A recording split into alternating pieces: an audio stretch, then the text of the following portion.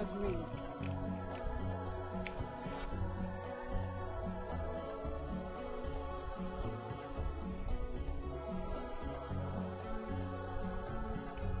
In Twilight's It's vein. alright.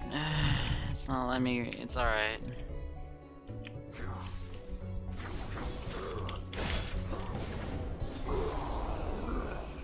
We travel the same path.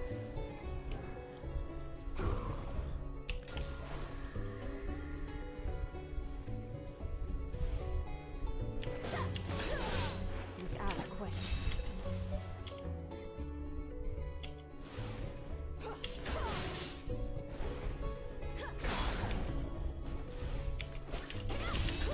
Symmetry in all things.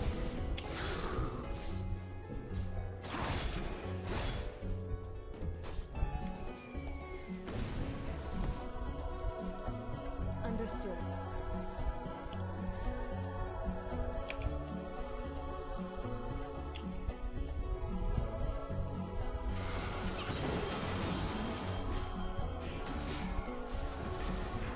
Remain focused.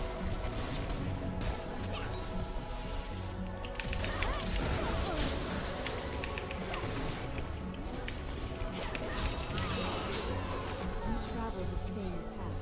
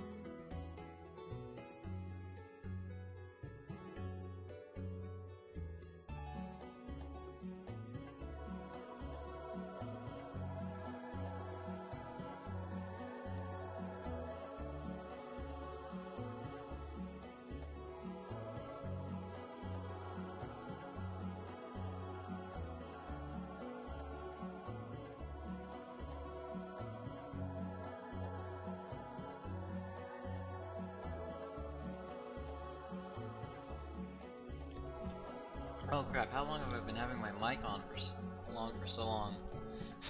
Tell me when I'm done. If I just start showing you stuff, Ah. I was rambling for so much. What I mean by I want something interesting to happen is I don't know, girl of my dreams to call me up. Someone to walk in, my cat to get well. I get to gold. I get laid maybe tonight or something. I don't know, I just want something amazing to happen, you know? But no, I get to eat M&Ms. Open them up. But if seriously, if ever something good happens, I have that like chocolate bunny that I saved from Easter. And then I said next, but I do have these to surprise me, which are these movies, all anime related, and then Final Fantasy VII. Other than that, sorry, that's that's what I had. That's what I was trying to say the entire time.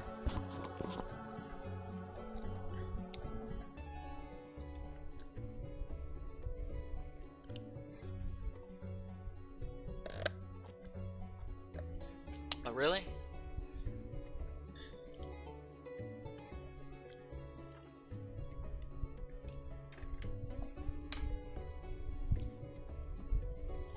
You know, why don't we just talk for a bit, you know what I mean? I don't know, I just need someone to talk to.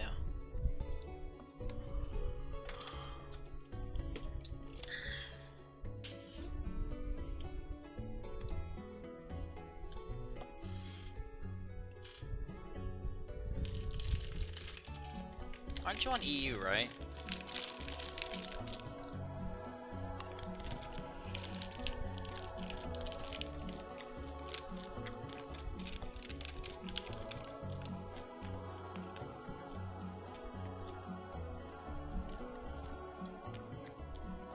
How's the storm?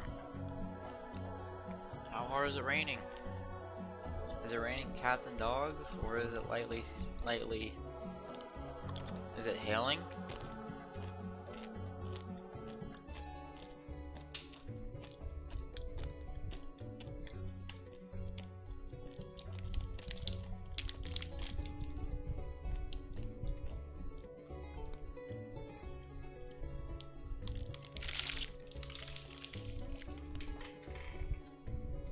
Oh, you said you would be right back.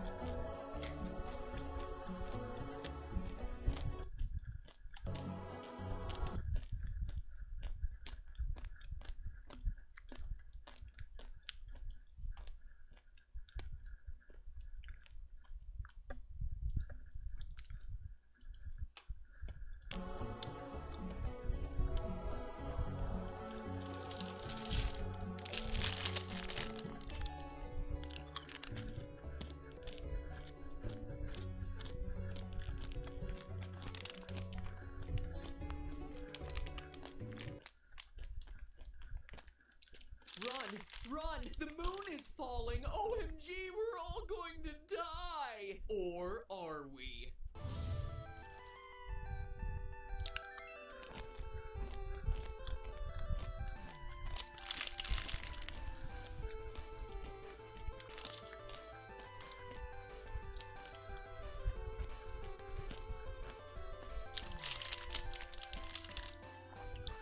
Hello, Internet. Welcome to Game Theory, the show that at one time fostered thoughtful intellectual debate in the comments, and now, well, Google+. In less depressing news, let's talk about death by high moonfall. In Majora's Mask, you're constantly working against the clock to prevent this from crashing towards Earth, killing everyone and everything. Or re-killing them, I suppose. It's a long story we covered in the last episode. Anyway, Link, who may or may not already be dead, is rushing around like Bill Murray on Groundhog's Day to stop this thing from falling. The question I pose is this. Is he wasting his time? Now, I don't mean are his attempts to stop this glowing piece of radical rock futile, but rather does this moon falling into this planet necessarily mean insta-death? One-hit kill, game over. Seems like it should be a no-brainer, right? Giant space rock hurtling towards planet equals death. But I can tell you right now, the biggest threat to Link, Toilet Hand, and this Wiggles reject isn't a falling hunk of space rock, but we'll get there. Episode go! First, we need to figure out what sort of damage this falling moon would actually cause. To figure that out, we need to know how much energy it generates. To do that, we need to know how large it is and how fast it travels, but to figure that out, we need a sense of scale. So a lot of questions to answer here, and the first one, a sense of scale, is, as any loyal theorist knows, always one of my favorite subjects to address on this show. But this time, I've got it covered. Hyrule Historia tells us that Ganondorf is 230 centimeters, or about 7 foot 6 inches tall. By comparing character models and double checking against scenes with Link and Ganondorf together, we're able to calculate that young Link is about 4 foot 2 inches tall. But if you're skeptical about the book and character comparisons, another fun way to figure this out is to go diving. In Dr. Mizumi's lab in Ocarina of Time, there's a diving pool with meter marks. Using the iron boots, you can sink yourself to the bottom and literally measure yourself. Adult Link, at full height, is about 1.5 meters, or 5 feet. Pretty darn short, but remember, it's not about size, it's about how you use it. Now compare adult Link's height to young Link's height, and again you get just over 4 feet tall, which is pretty cool because now we officially know the heights of 2 Nintendo mascots, Samus and Link. I wonder if we can use that information at some point to calculate all their heights. Accurately, of course. Wario, I'm looking at you. Knowing this, we need to find a way to compare Link's size to the moon, meaning we need a screenshot that has the camera positioned to capture both Link and the full width of the moon from a relatively neutral angle. The widest cinematic shots of the moon also include the outer wall of Clocktown, and if you look, those markings can serve as a guide. Young Link is just at the height of that lowest dot. That gives us our comparison. So when I took this into Photoshop, the moon was 150 grid marks across, and the space up to that first dot was 3 grid marks tall, meaning that the moon is 150 divided by 3, or 50 times Link's height. Since we know Link is 4 foot 2 inches, or 1.27 meters, we know the moon is about 208 feet, or 63.5 meters wide. So it's cool to know the numbers, but just to put that in perspective, our moon is nearly 55,000 times larger, with a diameter of 3,474 kilometers. So Majora's moon is really just a little baby moon. Little moon in training. Good night, moon. Moon Junior. Junior Mints. Moon over Miami. Moon. Moon. There's a joke here, and I can't figure it out. I got nothing. But while knowing its diameter is all well and good, we need its mass to calculate the damage it'll cause, and that means we need to know its volume first. So to avoid it getting too mathy, we'll run through this part quickly. Volume of a sphere is 4/3 pi r cubed, meaning Majora's moon is 134,000 cubic meters. And we'll just have to assume that the moon is the same density as our moon, which is 3,346 kilograms of mass per cubic meter. Fun fact, our moon is actually the second densest in the solar system next to Jupiter's moon Io. The more you know. Anyway, since mass equals density times volume, Majora's moon is about 450 million kilograms. Sounds like a lot, right? That's about the same as 75 Great Pyramids. Definitely massive, but nowhere close to our moon. In fact, our moon is 1.6 quadrillion times more massive than Majora's moon. Take that, creepy face. Not so scary now, huh? So Majora's moon might not be that massive. But remember, it's not about how big you are, it's how you use it. Maybe this thing is packing a ton of destructive energy. To know that, we need to figure out how fast it's falling. Think about energy this way. Consider a bowling alley. If you're having difficulty knocking down pins, there's two solutions. 1, throw a heavier ball at the same speed, or 2, throw the same ball, same mass, at a faster speed. Both of those are doing something to increase your overall destructive kinetic energy. So in this case, Termina might not have a massive moon, but maybe it's traveling fast enough to increase its destructive potential. So we need to figure out the speed of its fall. By watching from Termina Field on the final day, I was able to calculate that the moon falls 27 Photoshop grid marks during the world's last 5 hours. Since this was from a different camera angle, I had to recalibrate my numbers, meaning that the moon traveled 27 feet or 8 meters. This means the moon in Termina time is traveling 1.6 meters per hour or a whopping 0.001 miles per hour. That's 30 times slower than a snail.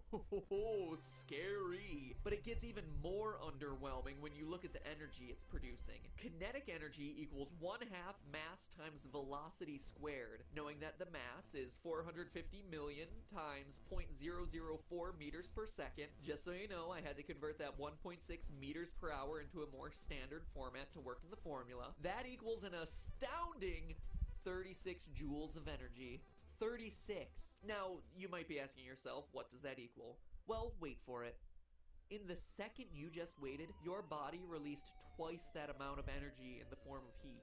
1 joule is what it takes to lift an apple up 1 meter. So basically you're lifting 36 apples. According to a paper published by the University of Leicester, it would take 2.25 times 10 to the 32nd joules of energy to destroy a planet like Earth. With such a low amount of energy, this terrifying moon crashing into Termina would actually be stopped by Clocktown's clock tower if it could handle that weight. But if that wasn't ironic enough, there's more. None of it matters. By the time Link starts his 3-day journey to save Termina, it would already be too late. Whether or not the moon is powerful enough to destroy Termina, Hyrule, or the Earth for that matter, most people would be dead long before it happened.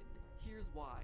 Moving a moon, any moon, closer to a planet will increase the gravitational pull that moon exerts onto that planet. And with that comes some pretty extreme consequences. You see, first and foremost, the moon's gravity is responsible for the tides. So if it were slightly closer, the tidal bulge would grow, low tides would be lower, and high tides would be higher, meaning that any low-lying coastlines would be flooded. If the moon got much closer, say 20 times closer, it would exert a gravitational force 400 times greater than what we're used to. A mighty tidal bulge would be created, hitting the land and causing tremendous flooding, with cities disappearing underwater. In other words, the land of Termina would be more Wind Waker and less Majora. Someone call the King of Red Lions over from the adult timeline. But if the rising tides don't take you, the irreparable shifting of planetary orbits will. You see, as the moon gets closer to the planet and the gravity exerted from one body to the next gets stronger and stronger,